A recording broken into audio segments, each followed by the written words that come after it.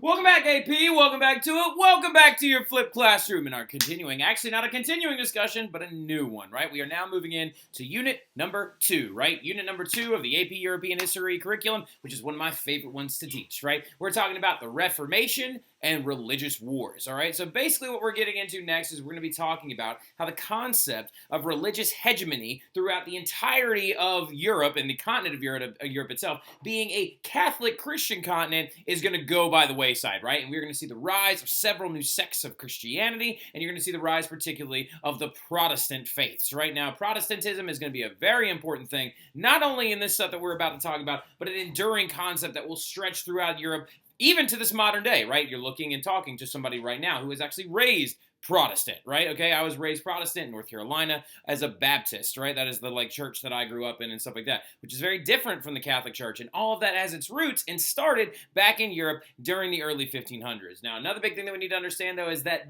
the breaking down of these religious barriers and the creation of new churches is going to lead to some religious warfare, right? So we are going to see some wars break out that are going to turn Europe upside down, all because of religion, right? But let's go ahead and dive headfirst into this new unit, right? Which is not a very long unit either, okay? It actually goes pretty quick, and then we'll be able to have our test probably in about maybe like 2.5 weeks-ish, all right? Give or take, maybe. All right, so going into it, though, let's go ahead and get started off with the fact that the state of the church in the 16th century, right? Now, the 16th century, of course, is the 1500s, all right? So when we're getting into this, you need to understand that we're talking about what was the church like? How was it going on? Like, what was going on in the society of the church during the 1500s? Well, the populace of Europe is still very deeply pious, right? Everyone is Christian. No one rebels against that. That is something that we need to understand, that everybody is extremely religious. The Renaissance is not going to affect people's religious fervor, right? It is going to affect, though, exposing some cracks and flaws within the church itself, right? Because criticisms are beginning to rise up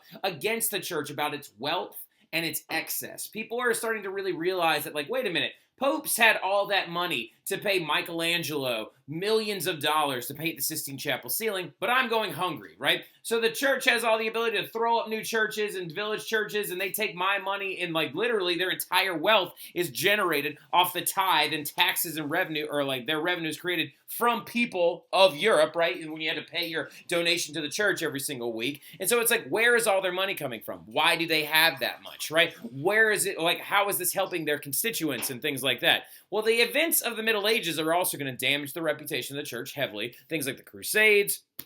You've also got like the Great Western Schism, when there were multiple popes popping up, a lot of political infighting, and also feuds with monarchs are going to definitely damage the church's reputation as well.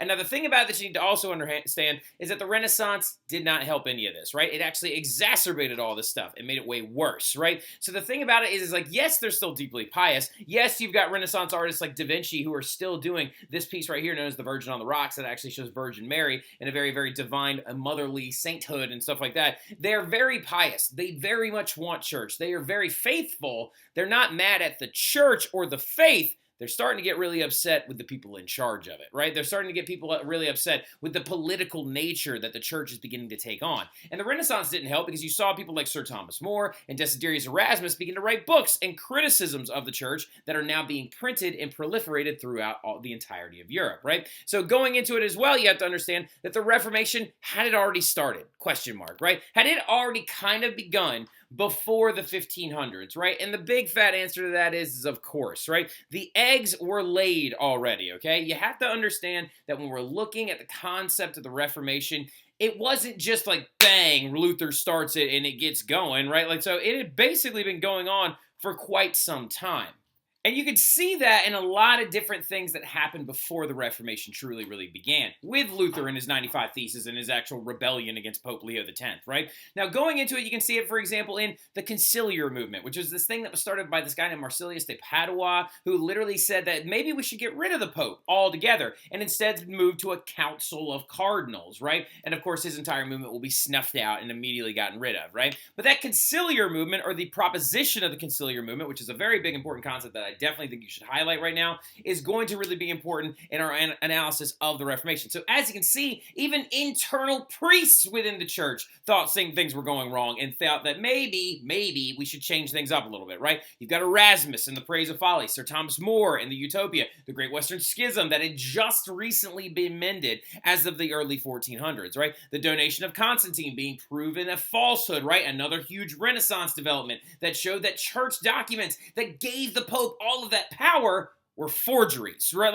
We're not even authentic documents written by the people that you were saying they were written by, right? So as you can see, this whole thing is blowing up and it's really starting to get rolling, right? The Reformation really had already started in essence, right? The things were there. The eggs were laid. Warrior popes like Julius II, the guy that paid Michelangelo to paint the Sistine Chapel ceiling, also waged wars against other areas of Italy and took over other city-states and wanted to make big statues of himself there. And then literally they would later on melted down into cannons. But like all this other kind of crazy stuff as well. And then the lives of popes in general. Because another thing I could tell you as well is Julius II died from syphilis, right? And then Alexander VI had an illegitimate son named Caesar Borgia, who literally Machiavelli wrote The Prince about, right? So as you can see, the eggs have already been laid, right? The eggs are there, right? The concepts of a very fractured, very messed up church hierarchy, and then the idea that maybe we need to create new sects of Christianity, the eggs have been there, right? The whole time.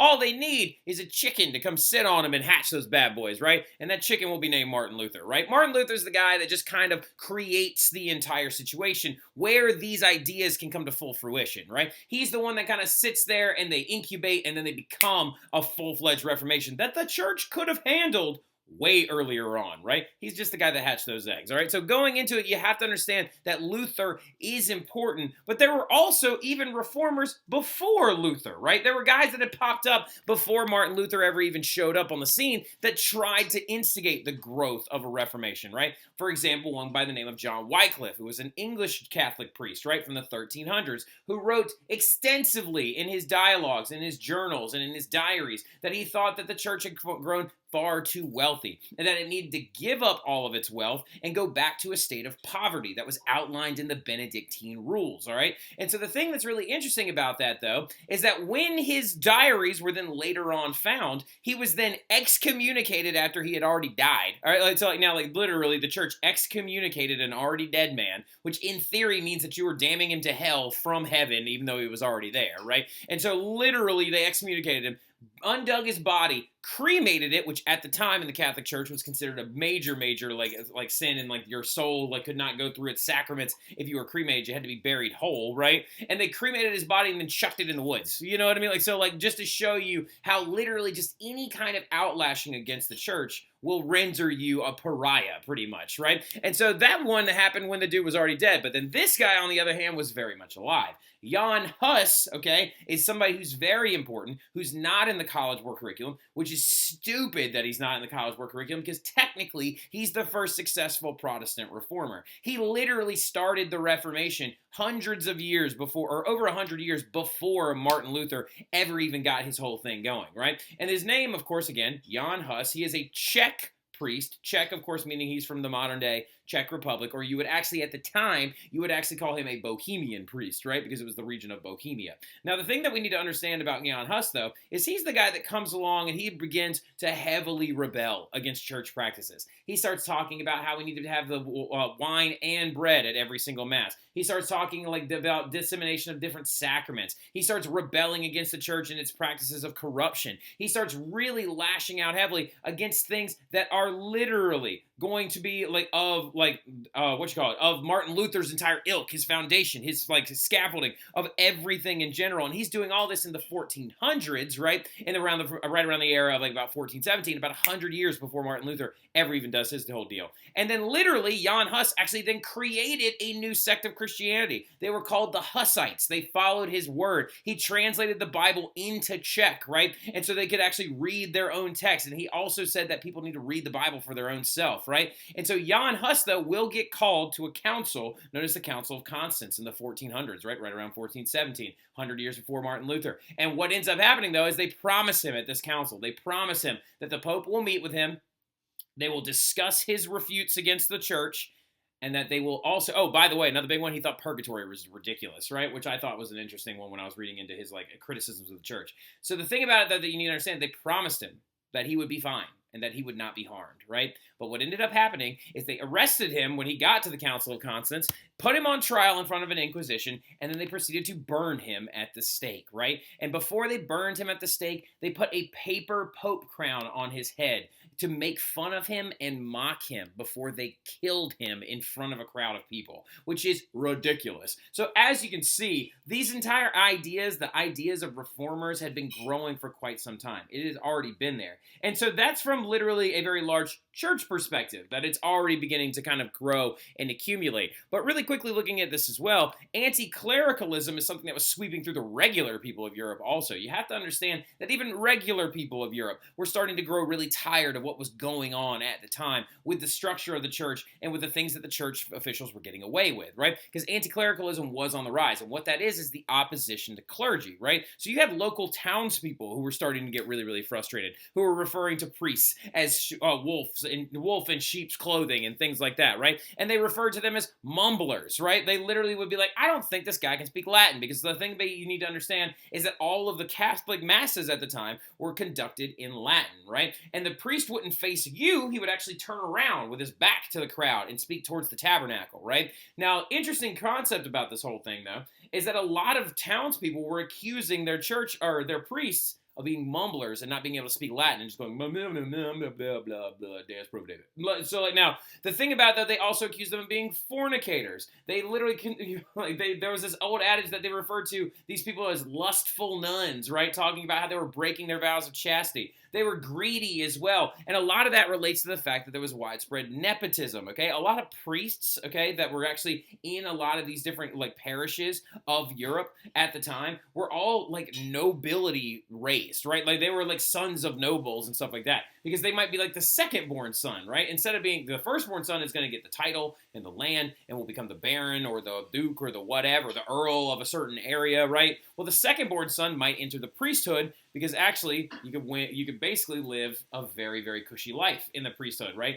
Making a good chunk of change. Also, you would never have to fight in a war. You never had to pay taxes. And also, you got there mostly just because of who your family is, right? And what that concept is called is nepotism, right? Nepotism was a widespread problem in the church during the 15 and 1400s and 1300s and so on and so forth, okay? And it literally was just basically tarnishing the church's entire reputation, right? Now, the other thing that we need to understand before we can talk about Martin Luther, though, is one last little thing, okay? Politics in the Holy Roman Empire, okay, which is where Luther will conduct his Reformation. Now, the Holy Roman Empire is going to be the place that the Reformation has its bedrock, right? It's where it starts, it's where it begins, it's the starting off line of the entire thing. It also, the Reformation, by the time it's kind of wrapped up, is going to leave the Holy Roman Empire in a disheveled and weakened state, right? And it's going to very, very much play into the European political stance and the European political, milieu, if you will, for going on for like several hundred years, right? So the fact that the Holy Roman Empire was very strong before the Reformation started and then it became very weak afterwards is going to be very important for you to understand, all right? So now, really quickly, something we need to understand about the Holy Roman Empire, though, when Luther was actually starting his Reformation, is who was the guy in charge, right? Well, the guy in charge is this dude named Charles V, okay? Charles V is the grandson of Isabella and Ferdinand, and he is the nephew of Henry VIII's first wife, Catherine of Aragon, right? So he is a very well-connected individual. He is a son of the Habsburgs, right? So he is a Habsburg ruler. His father was Philip the Handsome. His mother was Joanna the Mad, right? And so literally what happened was his father was Austrian and married Isabella and Ferdinand's daughter, Joanna the Mad, right?